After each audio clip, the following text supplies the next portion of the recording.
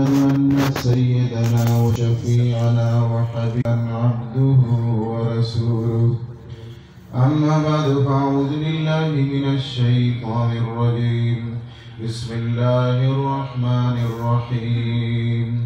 من عمل صالحا من ذكر أو أنثى وهو مؤمن فلنحيينه حياة طيبة ولنجزينهم أجرهم بأحسن ما كانوا يعملون. وقال النبي صلى الله عليه وسلم: من كانت الدنيا همه فرق الله عليه أمره وجعل فقره بين عينيه ولم يأته من الدنيا إلا ما كتب له. ومن كانت الآخرة نيته جمع الله له أمره وجعل غناه في قلبه واتته الدنيا وهي راغمة، أو كما قال النبي صلى الله عليه وسلم. عزتمندو हर इंसान दागा कोशिश दादे माता पर दुनिया के हम द इज्जत द सुकून और द आफियत जो मिलाउश और बहैसियत मुसलमान को द मर्ग न बस हम यो मुसलमान द तकलीफों न पाक जुनवाड़ी खो इम्तहान दे खबरें दे कि चरत पर दुनिया की इज्जत पर नजर राजी, चरत पर नजर कामयाबी राजी, चरत पर नजर द मसलो हल राजी, नो हकीकत के हल तश्ता देना अचरत चिदा सीजुना पर हकीकत के पुरातरी हल तख्कारी तायो इम्तहान तासु बकतली देर करत पर दुनिया के हम यौसीज यौजे इख्कारी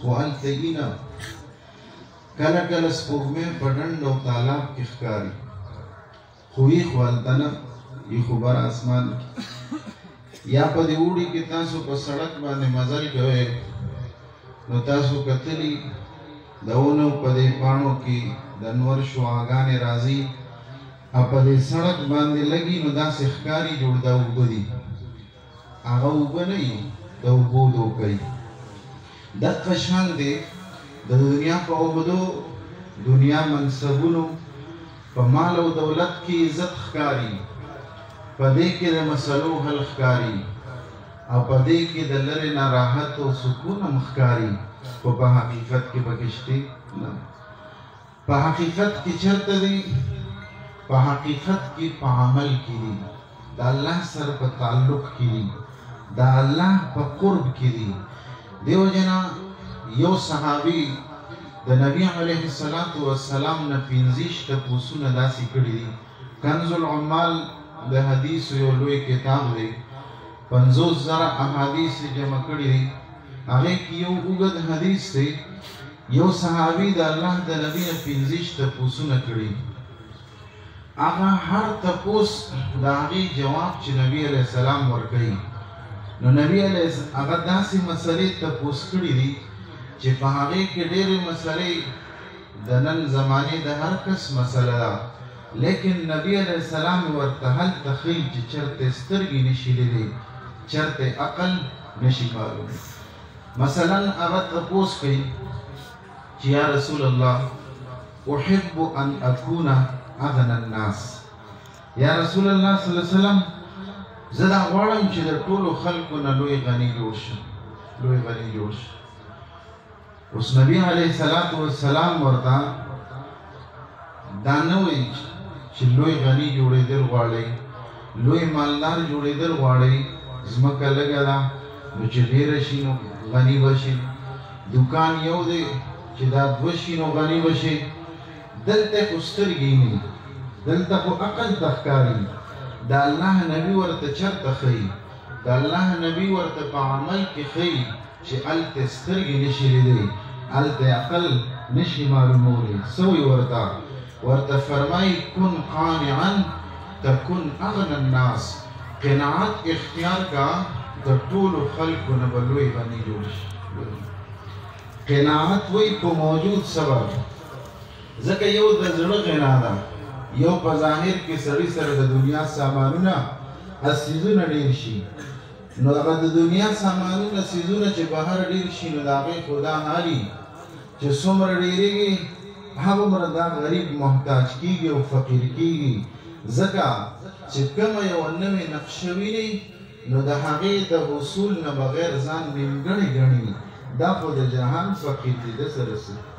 غني خو هغه دی چې زړه یې د تمامو نقشو نه بې پروا شي. دې وجې نه یو الله والا ته یو بادشاه راغی. دې الله والا خلکو ته د پخوا نه د بادشاهان راځي، خو اکثر پکې د دې لپاره راځي چې یاره حضرت دعا وکړي چې کورسی مې بند شي. بهرحال یو الله والا ته یو بادشاه راغی، نو چې ته نو ورته وایي حضرت که ستاسو ضرورت وي نو ما ته ووایه.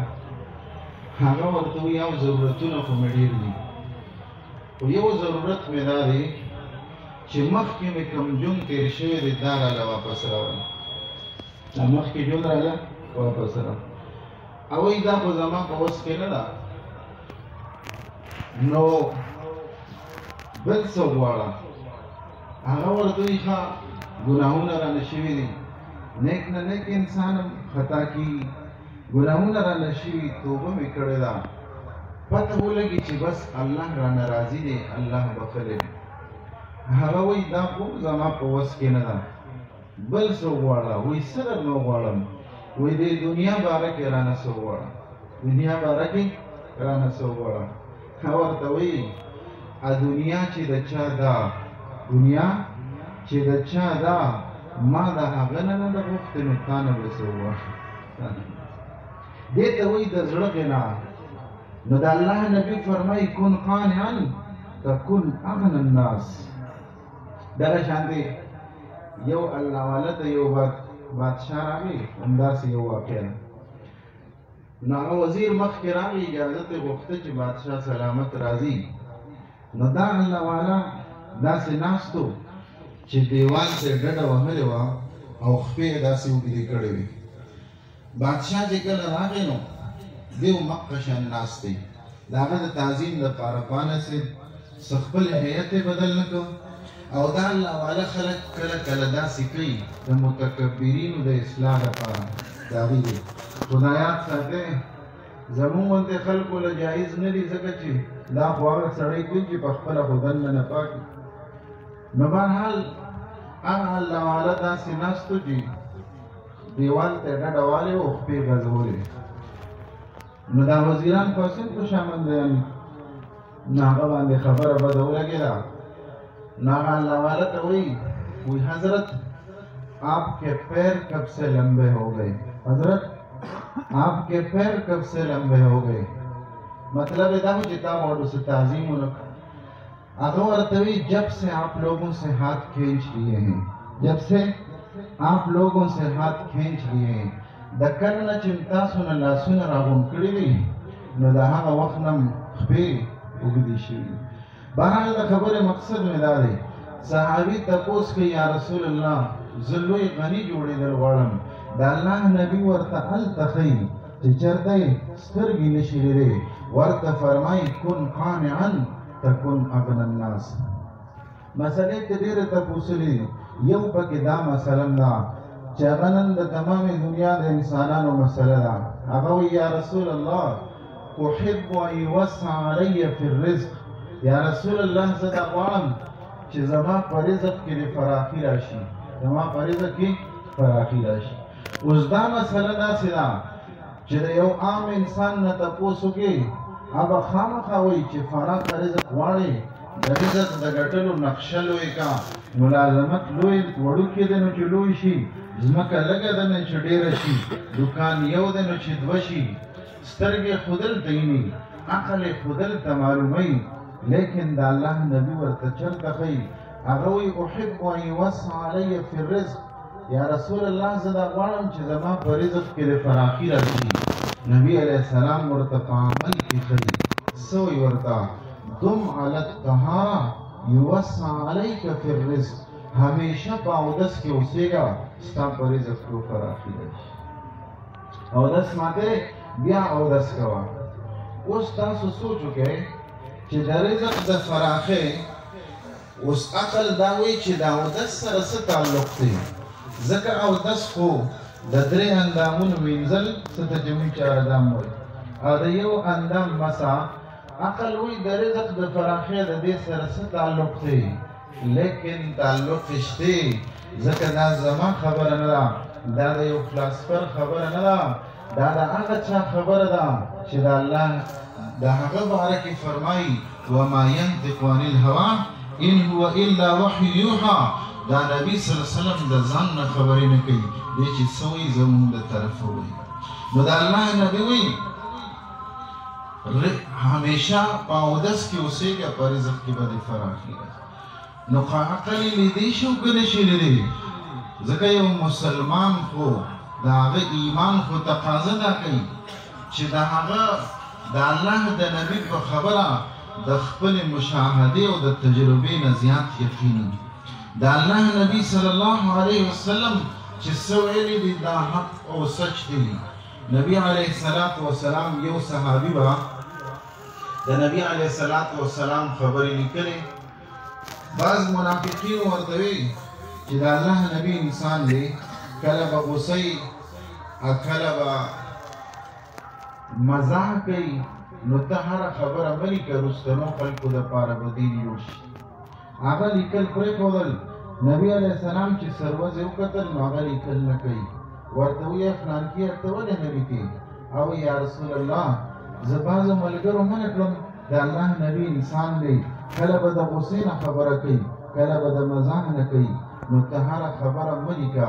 د الله نبی ورته وفرمایل زما هره خبره لیکه، او داسې خپلې ژبې مبارکې ته اشاره وکړه والله لا یجري علی هذا الا حق.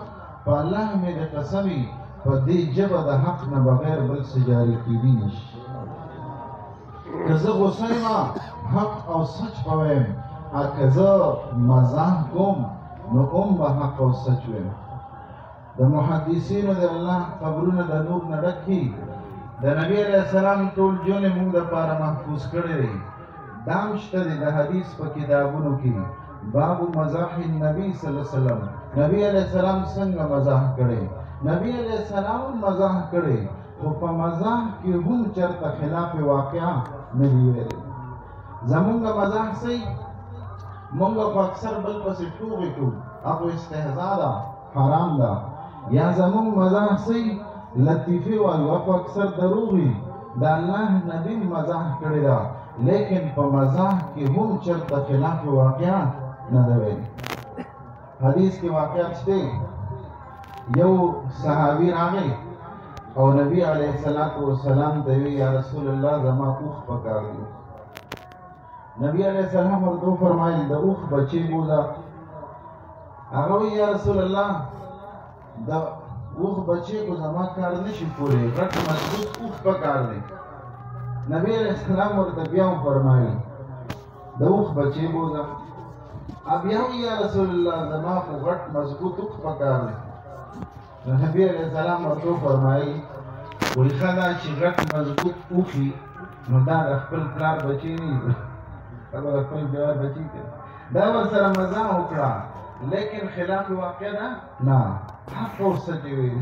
حق او سچ دې مجمع کې به ډېر کسان دي که نه ضعیف العمر، لیکن د خپل پلار دپاره خو بچي که نه خپل پلار.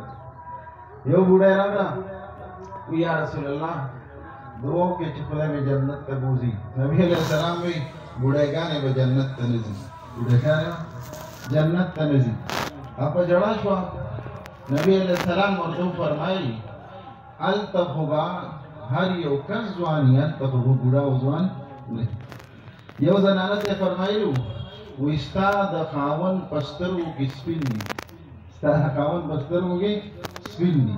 عربو کې محاوره ده دا سپینوالی، لکه یعقوب علیه السلام بارک الله وایي که نه وابیضت عیناه، سترګې سپینې شوې. نو د سترګو دا سپینوالی د ړوندوالي نه هم کنایه ده.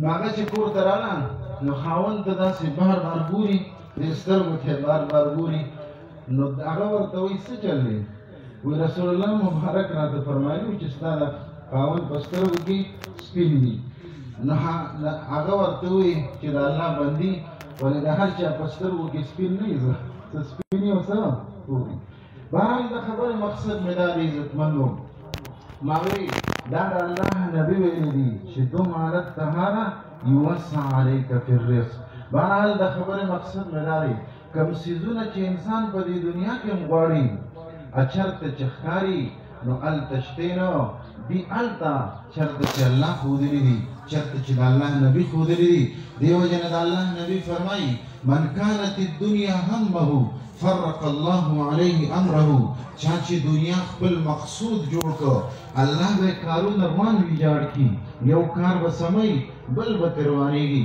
بل به سموي بل به تروانېږي فرق الله عليه امره وجعل فقره بين عينيه او د فقر او د غریبۍ یره به د سترګو ته مخې ته وي ګوره داسې ویلي دي من كانت الدنيا همه چا چې دنیا خپل مقصود جوړ کړ د فقر یره به د سترګو ته مخې ته وي من ویلې دی من داسې نه وایي چې غریب وي نه من د تمام جهان بادشاه ولې نه دی لیکن چې مقصد دنیا دی هر وخت به ورسره یری د خپل فقر دا تاسو چې وینئ چې داسې خلک چې دومره سې جمع کړي چې د هغې هغه کړوسي او کودۍ نشي ختمولی او بیا هم یو منډه ده که تپوس ته وکړي دا ولې نو تا ته به یو خبره کوي چې یاره سټیټس مې خراب نشي سټیټس مې په لاندې را نشي حیثیت مې په لاندې را نشي دا حق د الله د نبي وینا ده چې چا دنیا مقصد جوړ کړ جعل فقره بین عینیه د فقر یره به د سترګو ته مخې ته وي اگر چې په ظاهر کې بادشاه ولې نه وجعل فقره بين عينيه ولم يأته من الدنيا إلا ما كتب له دنیا به مرته هغه عمر ملاویږي چې څومره الله مقرر کړي نو تاسو سوچ وکړئ د څه وکړل چا چې دنیا خپل مقصد جوړ کړ نه خو خپل کارونه سم کړل نه خپل فقر ختم کړ نه په خپل رزق کې زیاتوالی وکړ لیکن بل طرف ته من كانت الآخرة نیته چا چې آخرت خپل مقصود جوړ کړ د هغه باره کې الله فرمایي جمع الله له امره الله به د هغه کارونو ته په خپله ترتیب ورکړي خود خلق به د هغه په کارونو کې لګیا وي وجعل غناه فی قلبه الله به د ده زړه غني کړي زړه ګوره زما اوس دا علم څه دی چې چا آخرت مقصود جوړ کړ د اکثر وخت خو به د دین په کارونو کې لګي نو د ده کارونه به روان شي د ده کارونه به خراب شي د الله نبي څه وایي جمع الله له امره الله به د ده کارونه سم کړي بیا موږ وایو چې آخرت مقصود شو د دین په کارونو کې ولګېده نو د ده رزق به کم شي دی به خوري څه الله نبی د هغه علم خدا وي وجعل غناه فی قلبه الله به زړه غني کړي او دنیا به ورته څنګه ملاویږي واتته الدنيا وهي راغمه دنیا به ذلیله د ده خپله راځي دی به الله د دنیا دپاره نه ذلیله کوي دنیا به ذلیله د ده خپله راځي بهرحال د خبرې مقصد دا د یو انسان د تمامو مسلو د تمامو پریشانو حل دا دی چې د محمد عربي په قدم به قدم ږدي او په خپل کاروبار کې په خپل معاملاتو کې په خپل حکومت کې په خپل تجارت کې هر ځای کې به دې ته ګوري چې د دې دپاره د الله نبي کوم طرز راوړي نن د تمامې دنیا مسلمانان چې پریشان دي په دې سړی کروڑ پیرې قسم خوړی شي چې د دې وجه دا ده نن اسلامي حکومتونو والا که مغلوب او ذلیل دي په عالم کې د دې وجه دا ده د محمد عربي راوړل شوی د حکومت نظام ورسره نشته نن بازارونو فیکټریانو ملازمتونو والا که پریشان دي د دې وجه دا ده د محمد عربي راوړل شوی نظام د ملازمت تجارت دا اغوستلو خرڅولو هغه ورسره نشته. نن که په کورونو کې موږ دننه پریشان یو، د دې پریشانۍ وجه همدا ده چې په دې کور کې د محمد عربي معاشرت نشته. دې وجه نه یاد ساتئ، یو کور دی، یو مکان دی، دواړو کې فرق دی.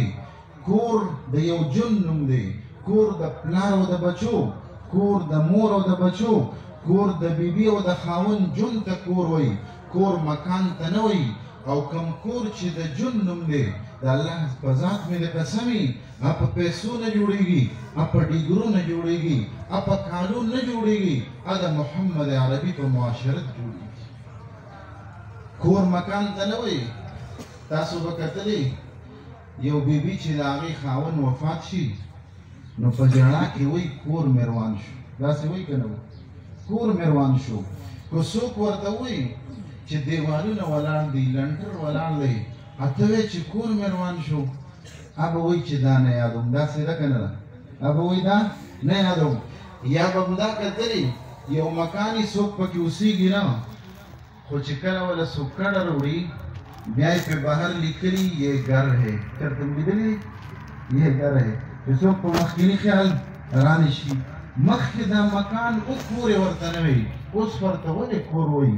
پته لګي چې کور د یو جون نوم دی، او کوم کور چې د جون نوم دی هغه د نبي علیه السلام د کور د جون نه بغیر نه جوړېږي.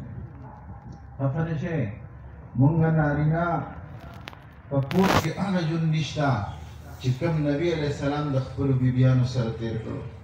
زمونږ د بیبیانو د خپلو خاوندانو سره هغه جون نشته چې کوم نبي علیه السلام هغه سره خپلو بیبیانو تېر کړو.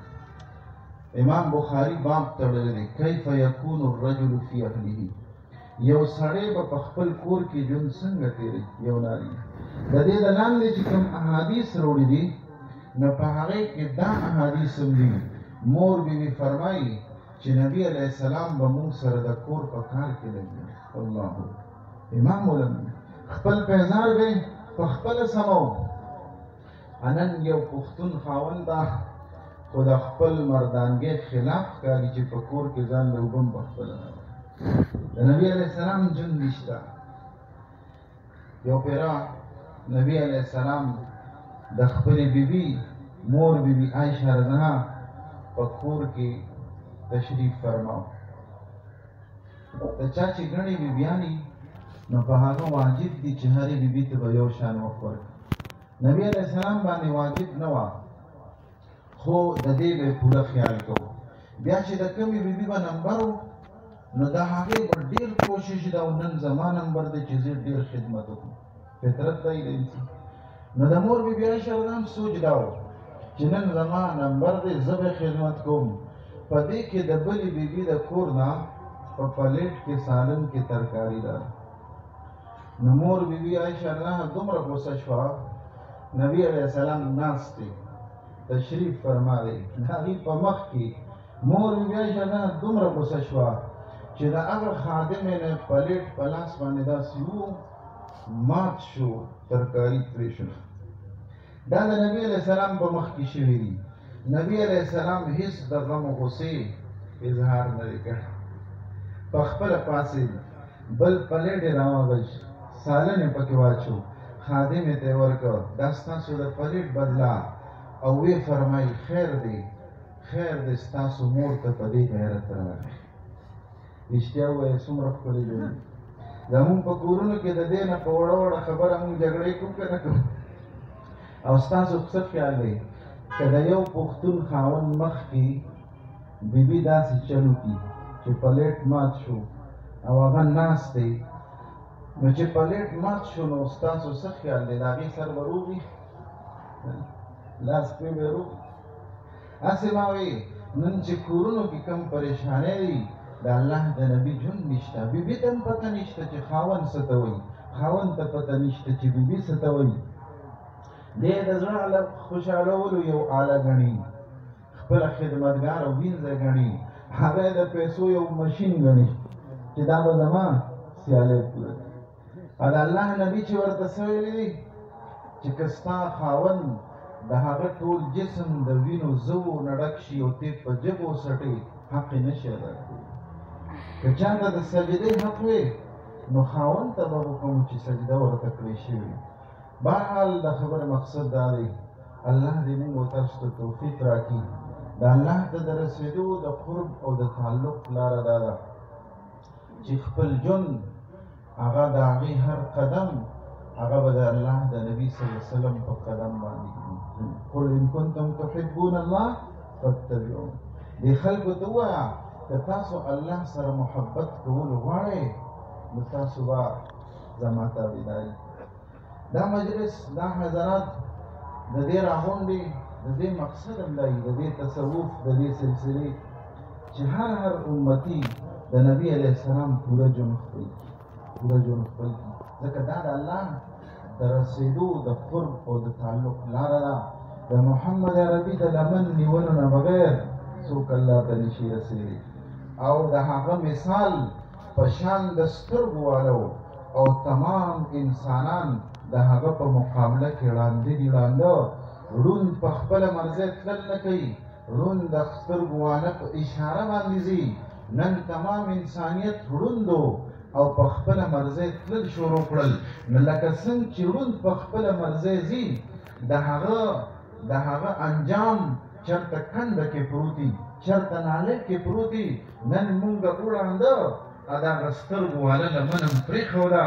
دغه وجه ده چې کله د پریشانۍ په یو کنده کې پراته یو، کله د پریشانۍ په بله کنده کې پراته.